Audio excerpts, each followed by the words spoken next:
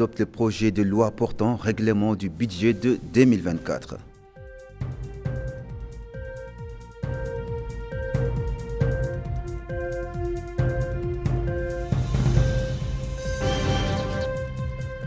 Le Premier ministre préside la réunion du comité ministériel chargé de la prévention contre le feu de brousse.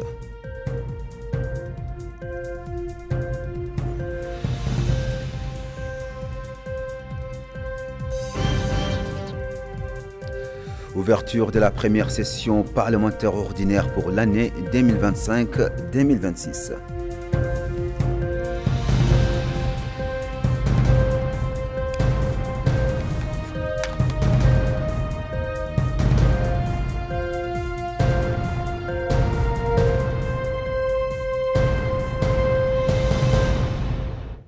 Mesdames et messieurs, bonsoir, bienvenue et quel plaisir de vous retrouver ce soir. D'abord, le courrier du président de la République avant de passer au développement de ses titres. Mohamed Ould-Cheikh El Ghazouani a adressé un message de félicitations au général d'armée Mamadi Doumbouya, président du CRND, chef de l'État guinéen, chef suprême des armées. Ce message est ainsi libellé. Monsieur le Président et chers frères, la célébration de la fête nationale de votre pays m'offre l'agréable occasion de vous adresser mes chaleureuses félicitations ainsi que mes meilleurs vœux de progrès et de prospérité pour le peuple guinéen, frère. J'ai saisi cette occasion pour vous assurer de notre ferme volonté d'œuvrer pour que les relations d'amitié et de coopération unissant nos deux pays se développent et se renforcent davantage. Je vous prie d'agréer, Monsieur le Président et chers frères, l'expression de ma très haute considération.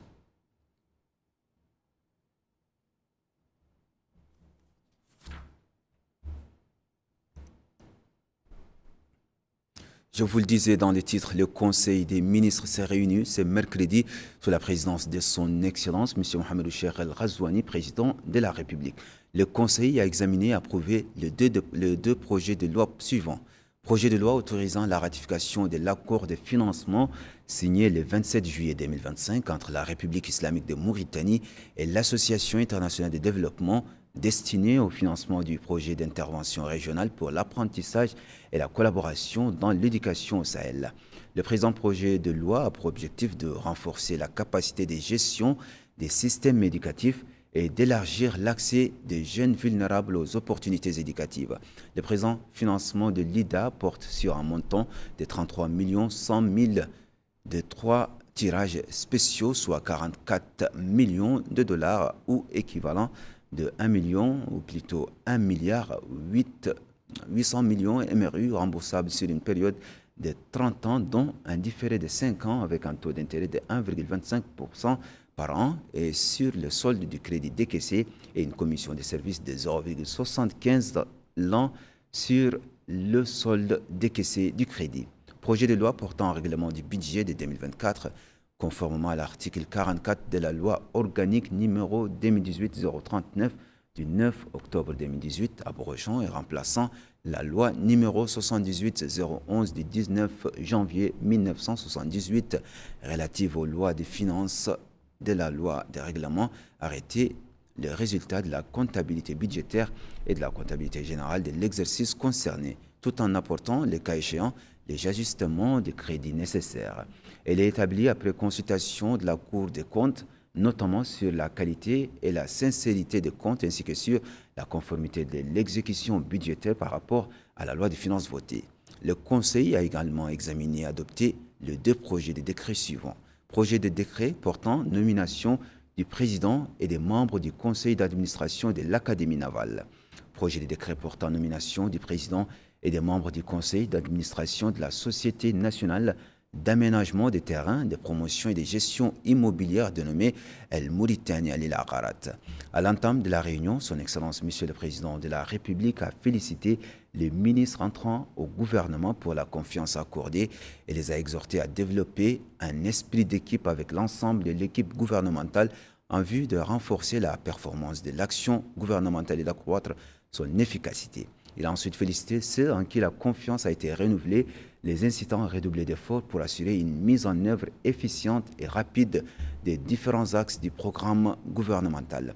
Par ailleurs, informé des résultats de la visite de travail effectuée par son Excellence, M. Mohamed Cheikh El Ghazouani à Beninaji, dans la Mourata de Kermesen, wilaya du Trarza, le lundi 29 septembre 2025.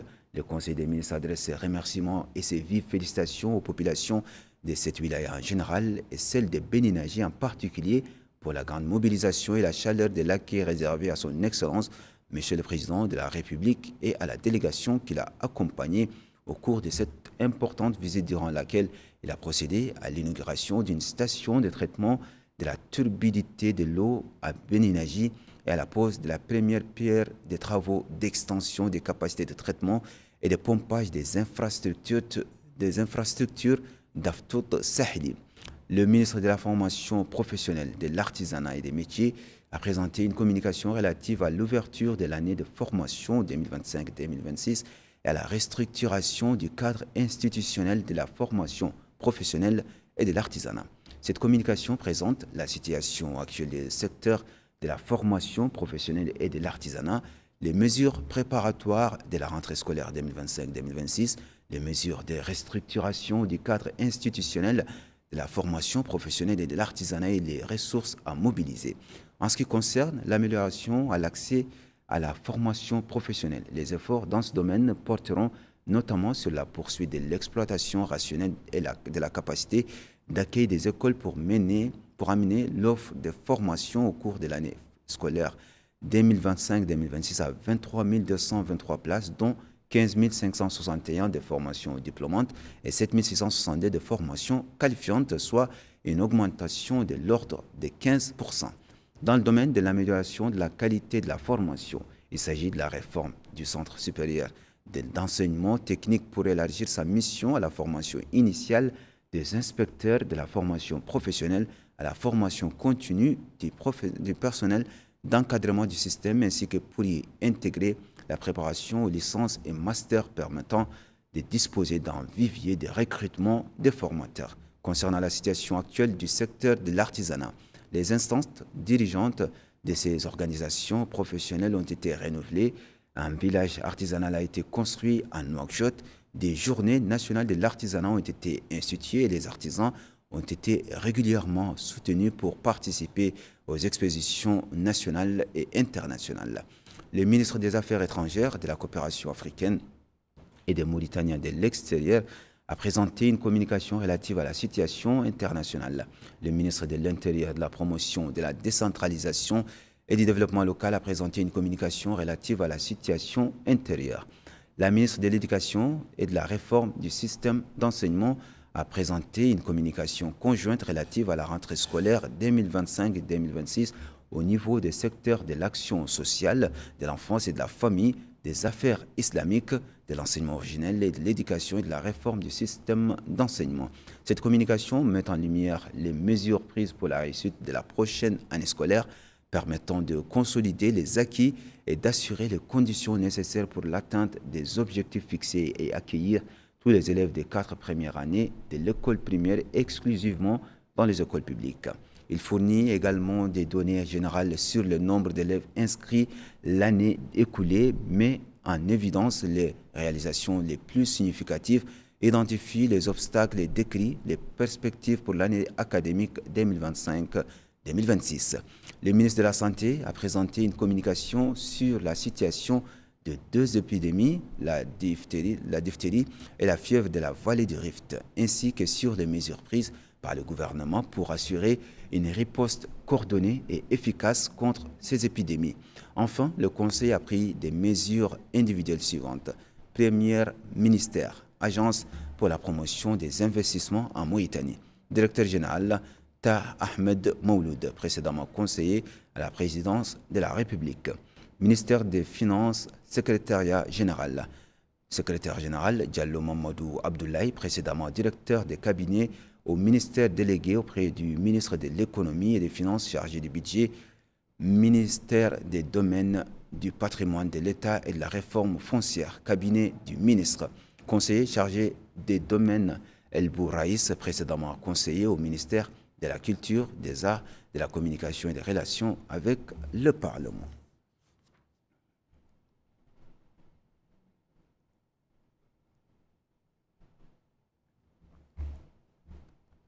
Comme mentionné dans le titre, le Premier ministre Mokhtar Ould Diaye a présidé aujourd'hui la réunion du comité ministériel chargé de la prévention des feux de brousse, et ce, dans le but de créer les conditions permettant d'y faire face. Le Premier ministre a indiqué à l'entame de la réunion que celle-ci intervient en réponse aux instructions du président de la République qui accorde une importance majeure au pâturage qui doivent être préservés, faisant savoir que les efforts doivent être conjugués et que la priorité doit être donnée à la question des incendies et s'y atteler rapidement. Après avoir suivi l'exposé présenté par le département de tutelle et les interventions des présents, le Premier ministre a insisté sur l'importance de mener l'action sur l'ensemble des axes pour assurer le succès de la campagne cette année, et ce à travers la sensibilisation sur le terrain par les départements concernés et les autorités locales ainsi que les élus et l'ensemble des forces vives.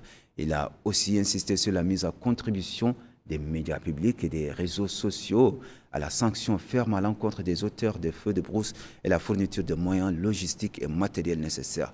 Le Premier ministre a attiré l'attention que les orientations du président de la République stipulent que les forces armées nationales doivent jouer leur rôle de sensibilisation et d'intervention dans les zones où elles se trouvent. Enfin, il a ordonné au secteur concerné à œuvrer pour transcender les exigences liées au lancement de la campagne, telles que les études relatives au volume de besoins, et à fournir les moyens nécessaires en vue d'un démarrage efficace dans un délai ne dépassant pas une semaine.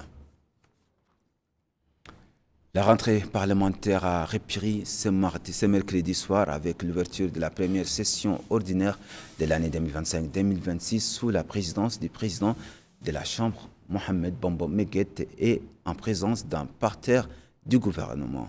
Le président de l'Assemblée nationale a prononcé un discours inaugural dans lequel les députés sont invités en tant que leaders d'opinion à créer la culture du dialogue et le respect de l'opinion de l'autre. Je vous laisse suivre la traduction intégrale de ce discours avec Bokar Bailaba.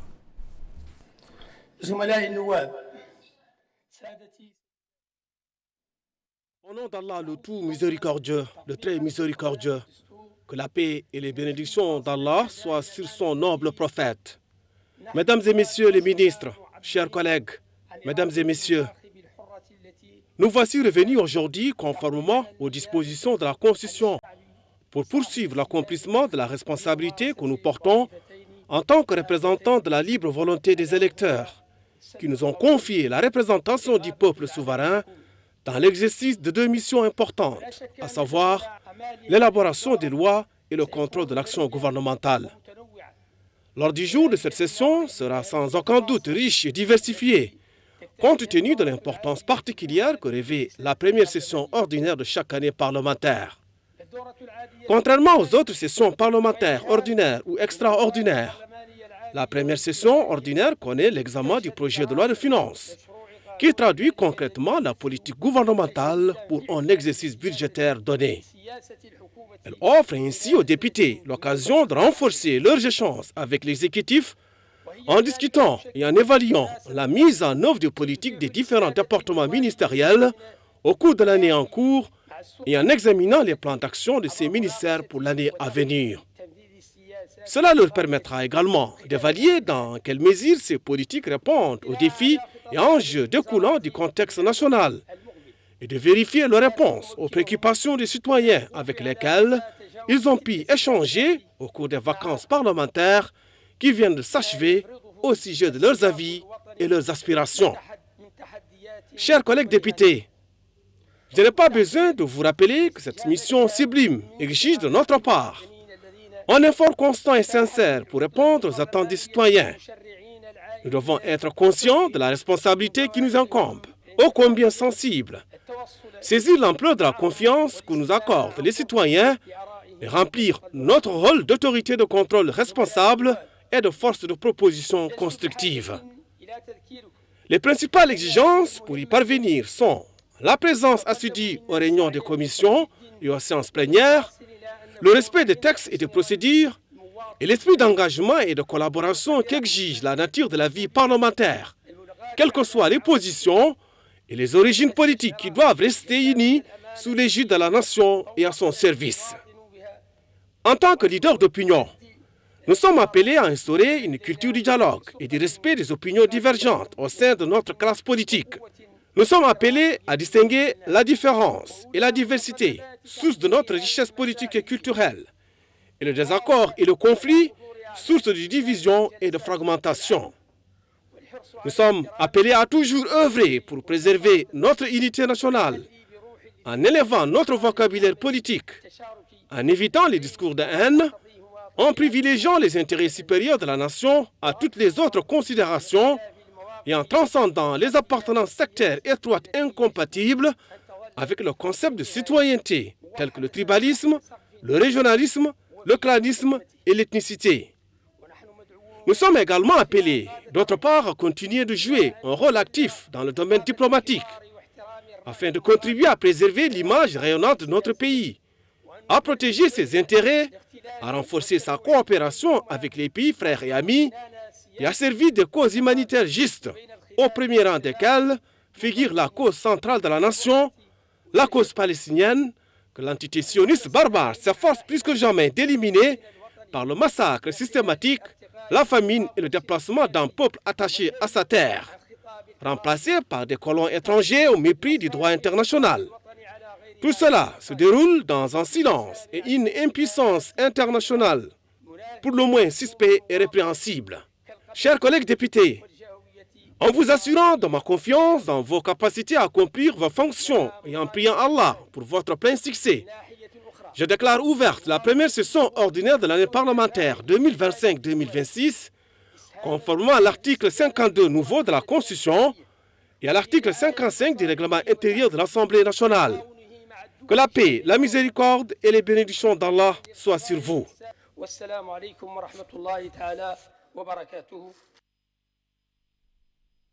Auparavant, les députés, toutes tendances politiques confondues, avaient organisé une mobilisation de soutien à la flottille mondiale Soumoud, brandissant des banderoles et des slogans en faveur de cette mission humanitaire qui vise à rompre l'embargo sur Gaza et à ouvrir un couloir humanitaire pour venir au secours de près d'1 million de Palestiniens assiégés depuis 2 ans. Les députés ont affirmé dans leurs interventions leur soutien indéfectible aux efforts de la flottille et à tous les activistes qui ont mis en péril leur vie pour mettre fin aux souffrances des Palestiniens de Gaza.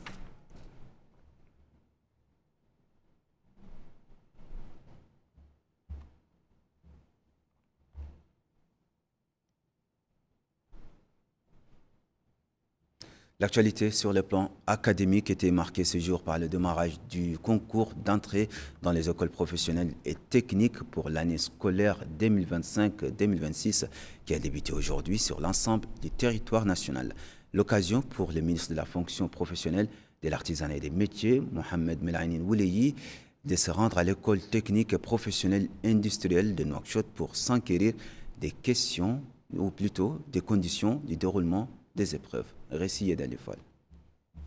L'école technique et professionnelle industrielle de Nouakchott a accueilli M. Mohamed Melaini Wouleyi, ministre de la formation professionnelle, de l'artisanat et des métiers, venu s'informer du déroulement du concours d'entrée dans les écoles professionnelles et techniques pour l'année scolaire 2025-2026. Concours qui a débuté aujourd'hui sur l'ensemble du territoire national.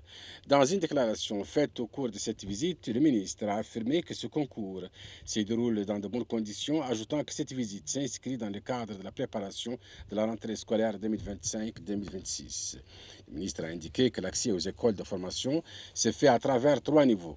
Le certificat d'aptitude professionnelle, dont les épreuves ont débuté aujourd'hui, ainsi que les certificats de techniciens et de techniciens supérieurs, précisant que le nombre de candidatures à ces concours a atteint 16 500, alors que seules 5 000 places sont disponibles en première année, en plus de la formation qualifiante et des élèves de 2e année. Le ministre a rappelé les progrès considérables réalisés en matière de capacité d'accueil des écoles de formation au cours des 6 dernières années, grâce à l'attention particulière accordée à ces filières par le président de la République, M. Mohamed Cheikh Ghazouani Attidi, et qui s'est traduite par l'amélioration notoire de la qualité des résultats de la formation professionnelle.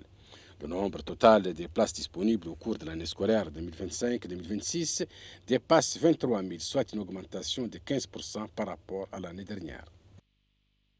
Lancement hier soir de la 10e édition dite des Pas de l'espoir 2, initiée par le Centre national d'oncologie en partenariat avec l'Association des médecins contre le cancer. La cérémonie, présidée par la ministre de l'Action sociale, de l'enfance et de la famille, vise à sensibiliser sur l'importance du dépistage précoce du cancer. Les détails avec Fatima Tadé. Sensibiliser, éduquer et redonner de l'espoir. Tel est l'objectif de l'événement Pas d'espoir 2. Organisé à Nouakchott à l'occasion de la journée mondiale de sensibilisation au cancer de l'enfant. Cette rencontre a pour objectif de rappeler l'importance du dépistage précoce, mais aussi à honorer le travail remarquable des professionnels de santé qui les accompagnent chaque jour. Présidée par la ministre de l'Action sociale, de l'enfance et de la famille, Mme Savia Minteta, la cérémonie a été initiée par le Centre national d'oncologie en partenariat avec l'Association Médecins contre le cancer, avec la coopération du ministère de la Santé et de l'Action sociale. Il faut dire qu'au-delà de la sensibilisation, l'événement célèbre la victoire des jeunes survivants, des enfants qui ont affronté la maladie avec courage et persévérance, prouvant que la détermination reste la plus puissante des armes dans ce combat. L'occasion pour la directrice du Centre national d'oncologie de rappeler que des efforts concertés sont indispensables pour garantir un meilleur accompagnement thérapeutique. Elle a également mis en avant la qualité des médicaments fournis, la formation continue et des équipes médicales et l'importance de la recherche scientifique. Des engagements soutenus par l'État mauritanien qui assure la gratuité des soins et des traitements pour tous les citoyens. De son côté, le président de l'Association Médecins contre le cancer, M. Jamal Oudel Hassan, a tenu à saluer le dévouement du personnel médical, un hommage appuyé à ces femmes et ces hommes dont l'engagement a permis à de nombreux enfants de retrouver la santé et le sourire. À travers Pas d'espoir 2, la Mauritanie affirme une volonté claire, transformer la douleur en courage et l'épreuve en espoir. Notre compatriote Moulay Abdallah a été élu membre du comité des Nations Unies contre la torture pour la période 2026-2029 lors d'un vote organisé à Genève en Suisse. C'est ce qu'indique un communiqué publié aujourd'hui par le ministère des Affaires étrangères, de la coopération africaine et des Mauritaniens de l'étranger. Le texte ajoute que cette réalisation s'inscrit dans le cadre des instructions de son Excellence, le président de la République, M. Mohamed Cheikh El Ghazouani, visant à renforcer la présence et les compétences de la Mauritanie au sein des instances et organisations internationales et régionales. Elle reflète également le succès de la diplomatie nationale active et efficace du pays et de sa politique étrangère modérée et équilibrée. Le ministère a ajouté que l'élection du candidat de notre pays représente l'aboutissement d'efforts continus qui ont récemment donné lieu à de nombreux gains et succès diplomatiques significatifs sur la scène internationale. On clôture cette édition par les auteurs des pluies enregistrées ces dernières 24 heures sur certaines localités du pays.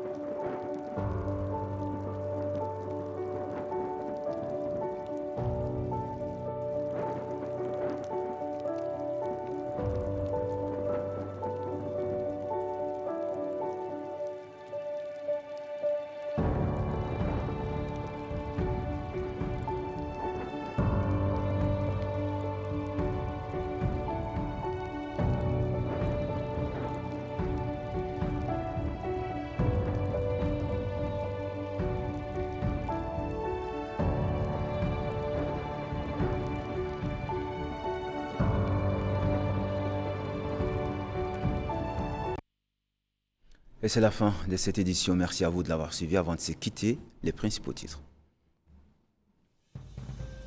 Le Conseil des ministres adopte le projet de loi portant règlement du budget de 2024.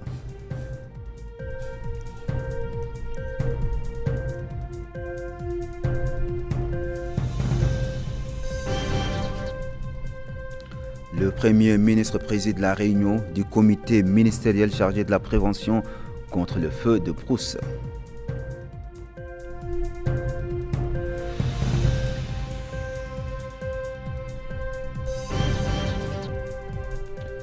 Enfin, l'ouverture de la première session parlementaire ordinaire pour l'année 2025-2026.